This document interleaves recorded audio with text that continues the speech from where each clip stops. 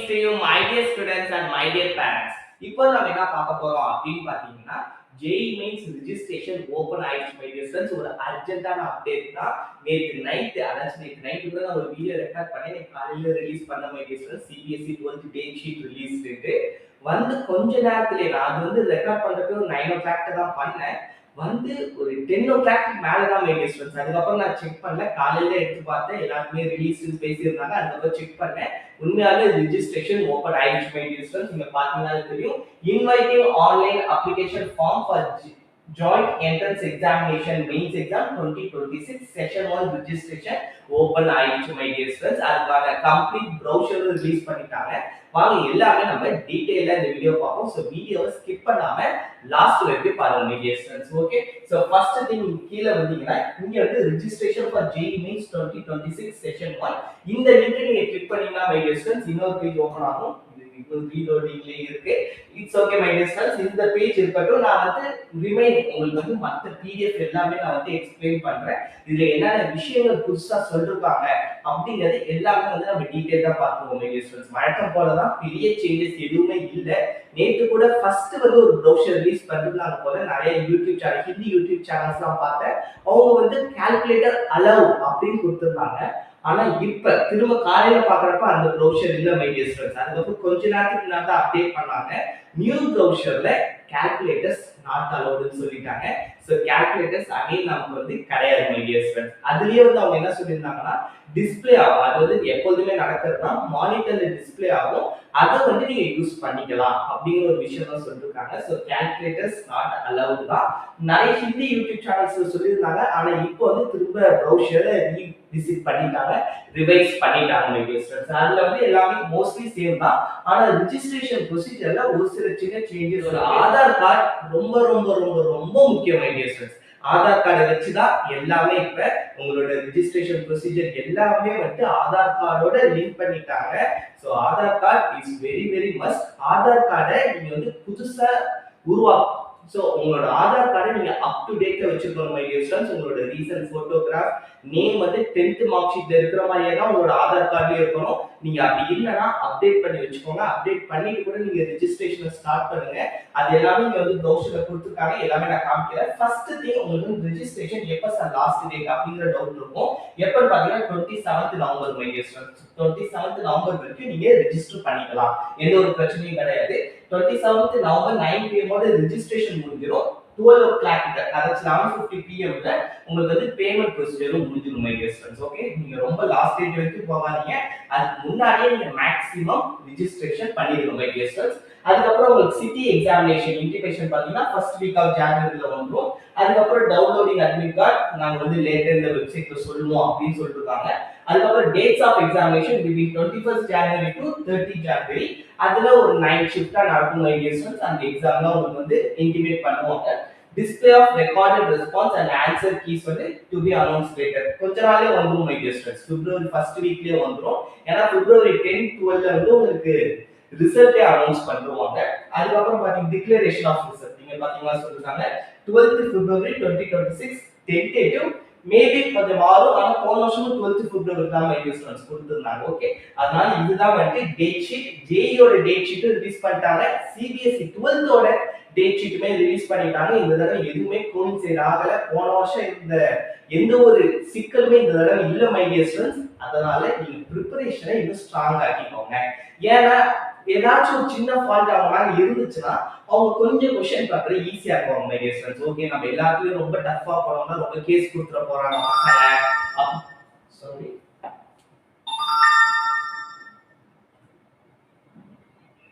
என்ன தெரியல my dear students, ஒரு நிமிஷம்.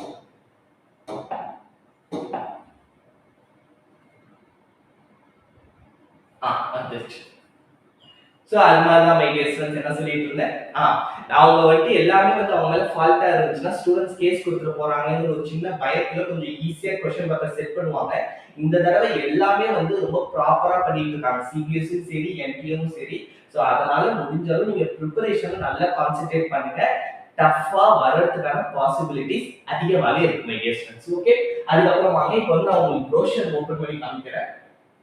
இதுதான் வந்து JEE 2026 brochure my dear friends. இந்த பிடிஎஃப் வேணாமே என்னோட வாட்ஸ்அப் சேனல்ல நான் வந்து அப்டேட் பண்றேன். அப்படி உங்களுக்கு பர்சனலா வேணா என்னோட வாட்ஸ்அப் நம்பருக்கு மெசேஜ் பண்ணுங்க. ஓகே. சோ இதுல ஃபர்ஸ்ட் திங், இதுல நான் வந்து கொஞ்சம் இம்பார்ட்டன்டான விஷயங்கள் மட்டும் சொல்றேன். எல்லாமே நான் ஷேர் பண்ணல my dear friends. In case உங்களுக்கு வேணும்னா சொல்றேன். ஏன்னா ஃபர்ஸ்ட் உங்களுக்கு இதை வந்து தெரியப்படுத்தணும் அப்படிங்கிறதுக்காக தான் இந்த வீடியோ. உங்களுக்கு டீடைலா உங்களுக்கு வந்து எக்ஸ்பிளைன் பண்ணி ஒரு வீடியோ அப்லோட் பண்ணணும்னாலும் கீழே கமெண்ட் செக்ஷன்ல சொல்லுங்க. நான் கண்டிப்பா அப்லோட் பண்றேன். ஓகே. சோ இப்போ my dear friends chapter 2 examination scheme, இது வந்து நமக்கு எல்லாமே தெரிஞ்சதுதான் மை டியர் ஃப்ரெண்ட்ஸ். இதுல வந்து பெரிய ஒரு எந்த ஒரு டிஃபரன்ஸுமே கிடையாது. உங்க எல்லாருக்குமே தெரியும் இந்த எக்ஸாம்ல வந்து மொத்தம் எவ்வளவு இருக்கு. அதே மாதிரி இந்த ஒரு விஷயம் my dear friends, rounded of to the nearest integer. இந்த ஒரு விஷயம் ஏன்னா நியூமெரிக்கல் வேல்யூ क्वेश्चंस உங்களுக்கு 5 क्वेश्चंस இருக்கு. அதுக்காக இவங்க வந்து சொல்லிருக்காங்க. அதுல மேபி பாயிண்ட்ல வர்றப்ப நீங்க ரவுண்ட் ஆஃப் பண்ணி தான் எழுதணும். பாயிண்ட்ல எழுதிடாதீங்க மை டியர் ஃப்ரெண்ட்ஸ். ஏன்னா இது வந்து கம்ப்யூட்டர் தான் கரெக்ஷன் பண்ணுது. மேபி ஆன்சர் ராங்கா எடுத்துக்கும். அதுக்காக தான் சொல்லிருக்காங்க. அதுக்கப்புறம் எல்லாமே ஜெனரல் இன்ஃபர்மேஷன் தான் my dear friends. 3 years examination, physics, chemistry, mathematics, இது எல்லாமே உங்களுக்கு தெரிஞ்சதா ஜெனரல் இன்ஃபர்மேஷன் தான். இப்போ வாங்க நான் நெக்ஸ்ட் சாப்டர் உங்களுக்கு எக்ஸ்பிளைன் பண்றேன். நெக்ஸ்ட் சாப்டர் பாத்தீங்கன்னா eligibility and qualification my dear friends. இதுல ஏஜ் கிரைட்டீரியான்னு பாத்தீங்கன்னா பெருசா எந்த யாராச்சும் நோ லிமிட்னு சொல்லலாம். 24 23 ஒரு டபுள் டிராப்பர் ட்ரிபிள் டிராப்பர் வரைக்குமே JEE மெயின்ஸ் எக்ஸாம்ல நார்மலா சிங்கிள் டிராப்பர் தான் எழுத முடியும். டபுள் டிராப்பர் வந்து எழுத முடியாது மை டியர் ஃப்ரெண்ட்ஸ். ஓகே. நீங்க JEE மெயின்ஸ் எழுதி நீங்க NITs குள்ளார தாராளமா போகலாம். ஓகே. அது ஆனா NITs கிட்ட செக் பண்ணிக்கோங்க. ஒரு சில NITs வந்து அவங்க வந்து ஒரு ஏஜ் பார் வச்சிருப்பாங்க. இத்தனை வயசுக்கு மேல வரவங்க நாங்க சூஸ் பண்ண மாட்டோம்ட்டு. சோ அந்தந்த NITs செக் பண்ணிட்டு உங்களுக்கு எந்த NIT பிடிச்சிருக்கோ, மேபி உங்களுக்கு ஏஜ் அதிகமா இருந்தாலுமே நீங்க வந்து அப்ளை பண்ணலாம். ஆனா NITs காலேஜ்ல போயும் நீங்க செக் பண்ணிக்கோங்க. ஏன்னா அதுக்கப்புறம் நீங்க JEE மெயின்ஸ் கஷ்டப்பட்டு படிச்சு பாஸ் பண்ணிட்டு அதுக்கப்புறம் போக முடியலன்னா இன்னும் வருத்தமா இருக்கும் மை டியர் ஃப்ரெண்ட்ஸ். அதுக்காக தான் சொல்றேன். அதுக்கப்புறம் பாத்தீங்கன்னா ரிஜிஸ்ட்ரேஷன் ஃபார்ம். இந்த ரிஜிஸ்ட்ரேஷன் ஃபார்ம்ல இந்த வருஷம் சொன்ன மை டியர் ஃப்ரெண்ட்ஸ் வழக்கம் போல ஆன்லைன்ல தான் அப்ளை பண்ணணும். இந்த அப்ளிகேஷன் ஃபார்ம்ல இந்த தடவை கொஞ்சம் ப்ரொசீஜர் மாத்திருக்காங்கன்னு சொல்லலாம். ஃபர்ஸ்ட் திங் பாத்தீங்கன்னா ரீசன்ட் பாஸ்போர்ட் சைஸ் போட்டோகிராஃப் இருக்கணும். should be in color with 80% face without maskல இருக்கணும் my dear friends. visible including ears தெரியணும். against white background-ஆ இருக்கும். ஓகே. போட்டோகிராஃப் இன் JPG இல்ல JPEG ஃபார்மேட்ல தான் இருக்கணும். நீங்க போட்டோகிராஃபர் கிட்ட போயிட்டு தெளிவா சொல்லிடுங்க மை டியர் ஃப்ரெண்ட்ஸ். இதெல்லாம் எக்ஸ்பிளைன் பண்ணிட்டு அதுக்கப்புறம் 10 KB to 200 KB ல தான் இருக்கணும். 200 KB க்கு மேல இருக்க கூடாது மை டியர் ஃப்ரெண்ட்ஸ். நம்மளா நார்மலா ஆப்லயோ வெப்சைட்லயோ கம்ப்ரஸ் பண்ணோம்னா அதனுடைய குவாலிட்டி அவ்வளவு குட்டா இருக்காது. அதுக்காக தான் சொல்றேன். அதுக்கப்புறம் சிக்னேச்சர், நீங்க வந்து சிக்னேச்சர் பண்ண ஃபைலுமே JPG ஃபார்மேட்ல தான் இருக்கணும். அது 10 KB to 100 KB. இது எல்லாமே ஸ்கேனிங் சென்டர் போயிட்டு நீங்க ஸ்கேன் பண்ணி ப்ராப்பரா ஸ்கேனர்ல வச்சு ஸ்கேன் பண்ணி அப்லோட் பண்ணிக்கோங்க. ஏன்னா அவங்கள்ட்ட அந்த கம்ப்ரஸ் பண்றது ஈஸி மை டியர் ஸ்டூடண்ட்ஸ். நம்ம கம்ப்ரஸ் பண்ணா அது வந்து குவாலிட்டி இன்னும் பேட் ஆயிடும். அதுக்காக தான் சொல்றேன். அதுக்கப்புறம் பாத்தீங்கன்னா scanned copy of identity proof for those candidates who will verify their identities through methods other than Aadhaar or DigiLocker. நீங்க வந்து ஆதார் கார்டு இல்லாம வரீங்கன்னா அந்த other identity proof my dear students நீங்க ஆதாரோட லிங்க் பண்றப்போ உங்களுக்கு எந்த ஒரு ஐடென்டிட்டியுமே தேவையில்லை. அப்பனா ஆதார் வெரிஃபிகேஷன் இருக்கும். அதாச்சும் நீங்க ஆதார் நம்பர் கொடுக்குற மாதிரி இருக்கும். ஆதார் நம்பர்ல இருந்து உங்களுக்கு OTP வரும். அதை வந்து நீங்க கொடுக்குற மாதிரி இருக்கும் மை டியர் ஃப்ரெண்ட்ஸ். அது வந்து ரொம்ப முக்கியம். அதே மாதிரி இன்னொரு ஒரு விஷயம், இப்போ நீங்க கொடுக்க போற ஃபோன் நம்பரும் இமெயில் ஐடியும் உங்களுக்கு காலேஜ் அட்மிஷன் வரைக்கும் அந்த ஒரு விஷயம் தான் மை டியர் ஸ்டூடண்ட்ஸ் இருக்கும். அதனால உங்களோட ஃபோன் நம்பர் ரொம்ப கரெக்டான நம்பரா கொடுங்க. உங்க ஏரியால எந்த சிம் வந்து ரொம்ப நல்லா ஆக்டிவா ஒர்க் ஆகுமோ, எந்த சிம்க்குலாம் உடனே வந்து OTP வருமோ அந்த சிம்மை மட்டும் தயவு செஞ்சு கொடுங்க. வேற எந்த ஒரு சிம் நம்பரும் கொடுத்துறாதீங்க. மேபி உங்களுக்கு டவர் டவுன் ஆகுது சார், எனக்கு வராது சார், அப்படிப்பட்ட இதெல்லாம் தயவு செஞ்சு கொடுத்துறாதீங்க மை டியர் ஸ்டூடண்ட்ஸ். அது வந்து உங்களுக்கே வந்து ரொம்ப கஷ்டமாயிடும். அதுக்கப்புறம் உங்களுக்கு ஏன்டா அந்த நம்பர் கொடுத்தோங்கிற மாதிரி நீங்க ஃபீலே பண்ணிக்க கூடாது. ஏன்னா எந்த ஒரு அனௌன்ஸ்மெண்ட்டா இருந்தாலுமே எதுனாலுமே அந்த நம்பருக்கு தான் காலும் பண்ணுவாங்க, மெசேஜும் தருவாங்க.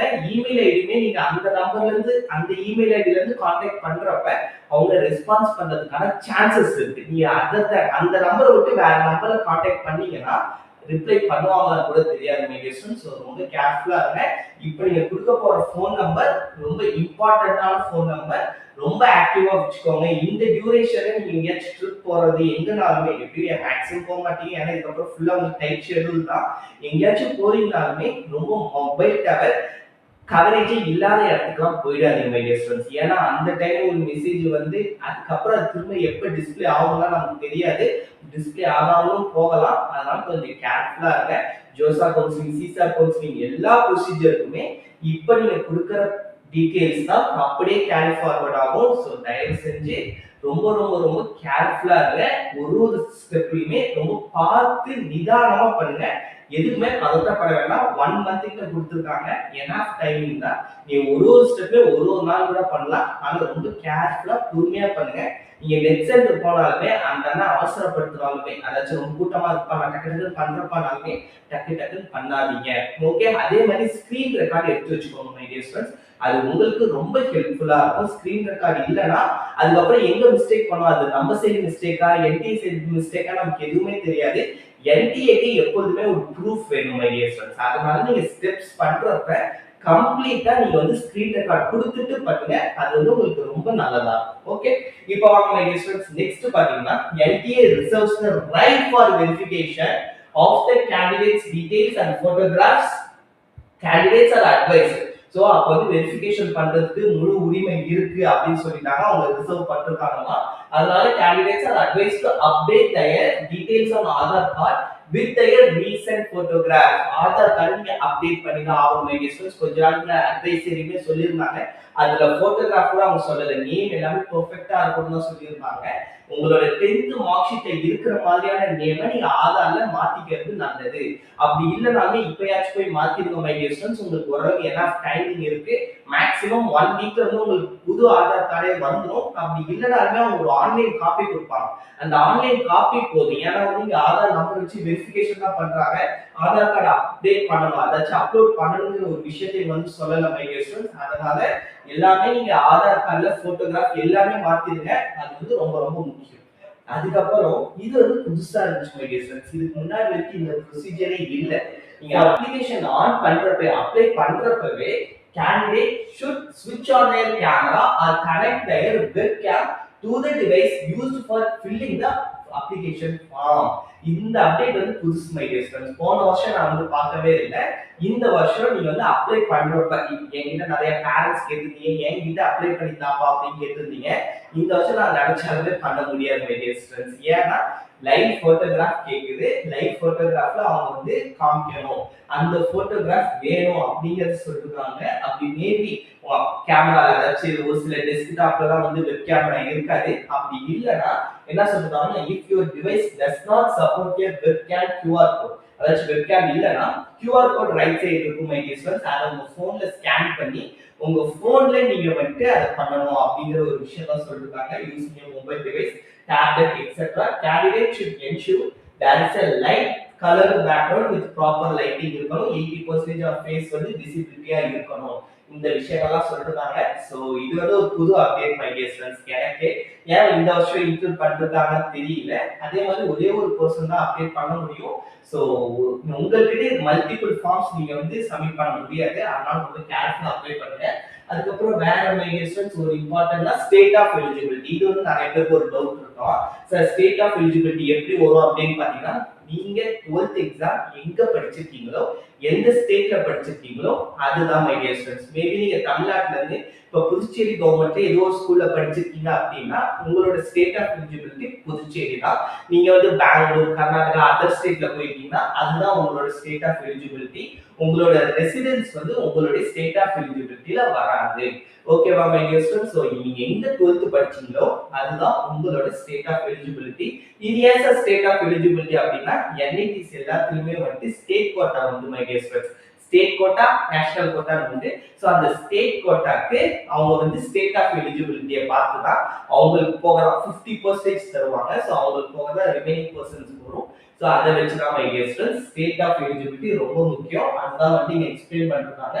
நீங்க வந்து படிச்சு பார்த்துக்கலாம். அவ்வளவுதான் மை டியர் ஸ்டூடெண்ட்ஸ். முக்கியமான அப்டேட் வந்து அவ்வளவுதான். மத்தபடி எல்லாமே ஜெனரல் தான். போன வருஷம் அவங்க சொன்னதுதான். இன்கேஸ் உங்களுக்கு வந்து இன்னும் டீடைலா இந்த ப்ரௌசர் ஃபுல்லா எக்ஸ்பிளைன் பண்ணணும் அப்படின்னாலே மறக்காம கமெண்ட் செக்ஷன்ல கமெண்ட் பண்ணுங்க. உங்களுக்கு இந்த வீடியோ பிடிச்சிருக்கும் அப்படின்னு நான் முழுசா நம்புறேன். மேபி உங்களுக்கு வேற ஏதாவது டவுட் இருந்தாலுமே மறக்காம கமெண்ட் செக்ஷன்ல கேளுங்க. கீழே என்னோட வாட்ஸ்அப் நம்பரும் இருக்கு. வாட்ஸ்அப் நம்பருக்கு மெசேஜ் பண்ணுங்க. என்னோட வாட்ஸ்அப் சேனல் லிங்க் இருக்கு, அதை ஜாயின் பண்ணிக்கோங்க. நான் வந்து எந்த அப்டேட்னாலுமே வீடியோ போடுறதுக்கு முன்னாடி அதுல ஃபர்ஸ்ட் நான் சொல்லிடுவேன். சோ உங்களுக்கு வந்து அது ஹெல்ப்ஃபுல்லா இருக்கும் my dear friends. Okay, bye bye. Thank you my dear friends. All the best. இப்போ இருந்து உங்களோட ஜர்னி ஸ்டார்ட் ஆயிடுச்சு மை டியர் ஃப்ரெண்ட்ஸ். ஜேஇ கான நீங்க ஃபர்ஸ்ட் ஸ்டெப் ஓபன் ஆயிடுச்சு. இதுக்கப்புறம் நீங்க ஸ்டடீஸ்ல ஃபுல் ஃபோக்கஸ்டா இருங்க. as well as போர்ட் இது ரெண்டுத்தையுமே நீங்க டேக்கிள் பண்றது தான் உங்களோட அந்த பேலன்ஸ் பண்றதா உங்களோட ஜேர்னி, உங்களோட வார் ஒரு பயங்கரமான எக்ஸ்பீரியன்ஸ்னு சொல்லலாம். Bye bye. Thank you my dear.